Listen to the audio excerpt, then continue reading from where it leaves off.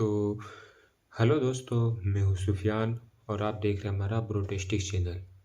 तो आज मैं आपको बताऊंगा लड़कों में कॉन्फिडेंस की कमी का सबसे बड़ा रीज़न बताऊंगा, जो एक ही रीज़न है लेकिन वो बहुत बड़ा रीज़न है। बहुत सारे लड़के इस गलती को करते हैं।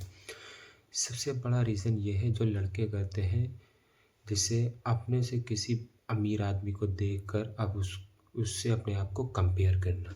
लुक्स के मामले में और पैसे के मामले में, लाइफस्टाइल के मामले में आप किसी और को देखते हैं, वो आपसे ज़्यादा अच्छा होगा दिखने में, पैसे वाला होगा, लाइफस्टाइल अच्छी होगी, तो आप उसको देख के अपने आप को कंपेयर करते हो। ऐसा करना बिल्कुल बंद कर देना है। जब आप ऐसा करना बंद कर देंगे, आप बिल्कुल ही एकदम कॉन्फिडेंस फ़ील करोगे। आप किसी के सामने कोई दिक्कत नहीं होगी, बोलने में कोई दिक्कत नहीं होगी और आप ऑटोमेटिक अट्रैक्टिव भी लगोगे।